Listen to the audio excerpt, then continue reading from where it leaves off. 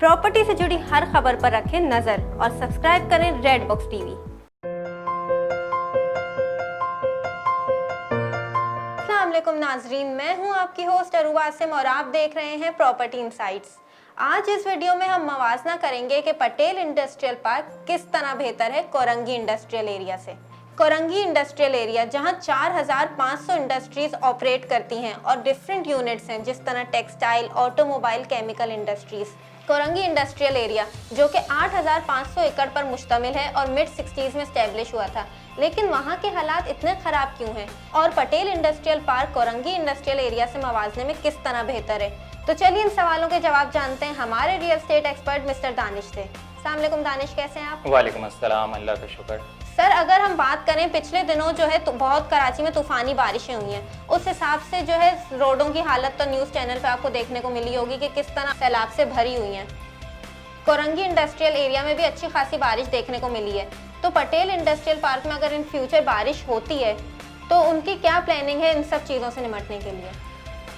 देखिए मिस्टर रूबा, सबसे पहली बात यह है कि हमारे स्पेशली कराची में अब तक किसी ने इस प्रोजेक्ट की तरफ फोकस नहीं किया था। ज़्यादातर आपको जहाँ भी प्रोजेक्ट्स मिलेंगे वो मिलेंगे रेसिडेंशियल के उसमें। पटेल वालों का ये पहला इंडस्ट्रियल प्रोजेक्ट आया है जिसमें इन लोगों ने इस बात पे भी फोकस किया है कि आपको एक ऐसी जगह जहाँ पे आप इंडस्ट्रीज़ लगा सकते हैं, जहाँ पे आपको हर फैसिलिटीज़ दी जाएँ। जहाँ अगर आप बात कर रही हैं कोरंगी की, तो कोरंगी में आपको 120, 240 और वो नॉर्मल रेसिडेंशियल घर हैं जिसमें उन्होंने पूरी की पूरी फैक्ट्रीज लगाई हुई। उसमें कोई आपका सिक्योरिटी पर्पस, कोई आपकी बैक पावर, इलेक्ट्रिसिटी, इस पर कोई उन्होंने तवज्जो नहीं दी। तो आपने जैसे देखा कि अभी लास्ट टाइम इतनी बारिशें हुई हैं तो लोगों का आधा माल तकरीबन ख़राब हो चुका है। वो सिर्फ वजह ये थी कि उन लोगों ने इस जगह को बना तो लिया है लेकिन सिक्योरिटी मेजर के हिसाब से उन्होंने कुछ दिया नहीं है। एज़ कम्पेयर ये वाला जो पटेल का प्रोजेक्ट है, इसमें इन लोगों ने सारी इन चीज़ों को मद्देनज़र रखते हुए इस चीज़ पे फोकस किया है कि आपको ये सारी फैसिलिटीज़, और इन फ्यूचर अगर कोई ऐसी चीज़ आ जाती है जैसे अभी बारिश हो गई या खुदा ना खास्ता कोई ऐसे मसाइल हो गए, तो इससे लोगों को इतनी ज़्यादा प्रॉब्लम्स ना हो। बिल्कुल, क्योंकि कोई भी प्रोजेक्ट में इन्वेस्ट करता है तो उसका ये होता है कि उसकी जो वर्किंग है वो इफेक्ट ना हो। और इंडस्ट्रियल पार्क का तो मेन फोकस यही होता है कि प्रोडक्टिविटी इंक्रीज हो और वो किसी भी सिनेरियो में जो है डिस्टर्ब नहीं हो। बिल्कुल, आप सही कह रही हैं। और सारी जो एक मेन नीड्स होती हैं लोगों की, जो जिसकी वजह से वो वहाँ पे इंडस्ट्रीज लग सकती हैं, उसको बवकार लाते हुए एक बहुत अच्छा प्रोजेक्ट ये लोग सामने लेकर आए हैं। अभी पिछले दिनों अच्छी खासी बारिश हुई है जिसकी वजह से शहर कराची को बिजली की फराहमी काफ़ी टाइम तक मुअत्तल रही थी। तो जब बिजली की इस तरह की सूरत हाल होती है तो सबसे बुरा इम्पैक्ट इंडस्ट्रीज़ की प्रोडक्टिविटी पे पड़ता है। कोरंगी इंडस्ट्रियल एरिया में अभी पिछले दिनों न्यूज़ में अच्छा खासा आया है कि काफ़ी लंबे टाइम तक बिजली की फराहमी मुअत्तल रही है, जिसकी वजह से काम पे असरअंदाज हुआ है। तो उस हिसाब से अगर हम पटेल इंडस्ट्रियल पार्क का कंपैरिजन करें कोरंगी इंडस्ट्रियल एरिया से, तो वहाँ पे अगर ऐसी सूरत हाल होती है इन फ्यूचर तो उनके क्या इकदाम है इससे निपटने के लिए? देखिए, अगर मैं सबसे पहले आपको कोरंगी के बारे में, जैसा मैंने आपको बताया कि वहाँ पे इन लोगों ने घरों में अपने बिजनेस खोल रखे हैं और कोई भी सेफ्टी मेजर्स इन लोगों ने नहीं लिया है, जिसकी वजह से इन लोगों पे अगर कोई भी इस तरह के प्रॉब्लम्स आ जाते हैं तो वो लोग उसको फ़ौरन से कवर अप नहीं कर पाते। फॉर एग्जांपल, अभी जैसे आपने देखा कि इतनी बारिशें हुई हैं, तो बारिशों में आपने जो आपका 2 से 3 महीनों का जो आपने माल बनाया था या आपने उसको स्टोर किया था, तो आधे से ज़्यादा वो ज़ाया हो गया। उसके अलावा आपकी 2 से 3 दिन तक लाइट नहीं रही, क्योंकि रेसिडेंशियल और इंडस्ट्रियल में ये फ़र्क होता है कि जब वहाँ पे लाइट का इशू होता है तो पूरे 1 या 2 घंटे के लिए नहीं जाती, एक 2-2, 3 दिन के लिए लाइट ख़त्म हो जाती है, जिसकी वजह से आपको लेबर का मसला आ जाता है, आपको वहाँ का आपकी जो मैन्युफैक्चरिंग कॉस्ट है उसका बहुत ज़्यादा इशू होता है। तो ये सारे मसाइल को देखते हुए पटेल इंडस्ट्रियल ने एक बैकअप जनरेटर का भी इंतज़ाम करके रखा हुआ है वहाँ पे, ताकि अगर कोई इस तरह की खुदा ना खास्ता कोई इशू हो जाते हैं तो उनके काम पे कोई अफेक्ट ना हो और वो अपना काम इसी तरह कंटिन्यू रखें। ये तो बहुत अच्छी बात है कि उन्होंने इंडस्ट्रियलिस्ट के लिए इतना सोचा कि उनकी प्रोडक्टिविटी लाइट जाने के बाद भी मुतासिर ना हो और काम चलता रहे।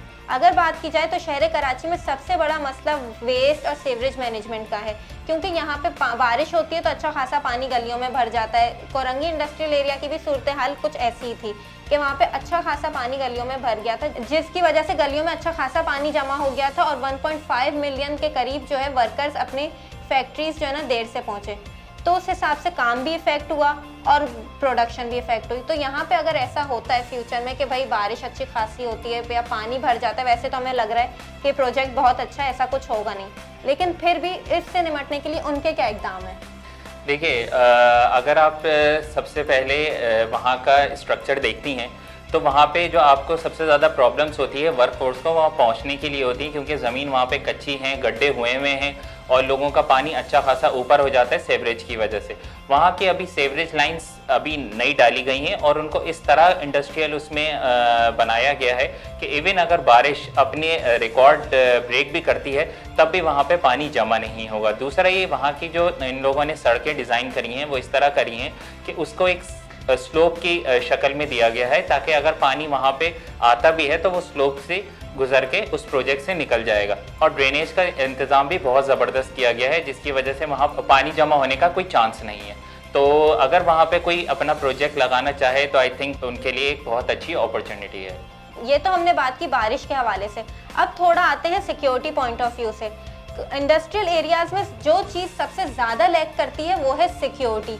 आए दिन हम सुन रहे होते हैं कि भाई वहाँ पे डकैती हो गई, चोरी हो गई, जिसकी वजह से जो है लोग इन्वेस्टमेंट करते हुए थोड़ा हिचकिचाते हैं या घबराते हैं। लेकिन पटेल इंडस्ट्रियल पार्क जो कि प्रोजेक्ट है इरफान मिट्ठू पटेल ग्रुप का, और उनका एक ट्रस्ट फैक्टर बिल्ड है ऑलरेडी इंडस्ट्री में, तो उस हवाले से जो आप लोगों को क्या बताना चाहेंगे कि किस तरह बेहतर है कोरंगी इंडस्ट्रियल एरिया से और भी इंडस्ट्रियल एरियाज से? देखिए, ये एक मैं इस तरह कहूँगा कि ये एक पहला प्रोजेक्ट है, इंडस्ट्रियल का पहला प्रोजेक्ट है जो एक बाउंड्री वॉल में आ रहा है। अब तक कोई भी इंडस्ट्रियल प्रोजेक्ट बाउंड्री वॉल में नहीं आया, जिसकी वजह से जो इसके सिक्योरिटी स्टैंडर्ड्स हैं वो बहुत ही अच्छे हैं। उसके अलावा मेन गेट पे आपको 24 आवर्स आपको वहाँ पे 3 से 4 गार्ड हर वक्त मिलेंगे और सीसीटीवी कैमरे का भी बहुत अच्छा इंतज़ाम है। तो अगर आप वहाँ पे अपनी इन्वेस्टमेंट करते भी हैं तो वो 100% सिक्योर है। बिल्कुल सही बात है, क्योंकि सेफ्टी एक बहुत इंपॉर्टेंट फैक्टर होता है किसी भी प्रोजेक्ट को शुरू करने से पहले। लेकिन अगर ये तो चले सेफ्टी पॉइंट ऑफ व्यू हो गया, थोड़ी बात करते हैं हम इसकी अफोर्डेबिलिटी की, कि अगर हम और इंडस्ट्रियल एरियाज से पटेल इंडस्ट्रियल पार्क का कंपैरिजन करें तो यहाँ पे रेट्स अफोर्डेबल हैं, जो कि एक बहुत अच्छी चीज़ है। तो थोड़ा हमें इसकी प्लॉट कटिंग्स और रेट्स के बारे में बताएं कि कितने अमाउंट्स हम डाउन पेमेंट कर सकते हैं और पोजेशन हमें कब मिलेगा और लीज का क्या सीन है?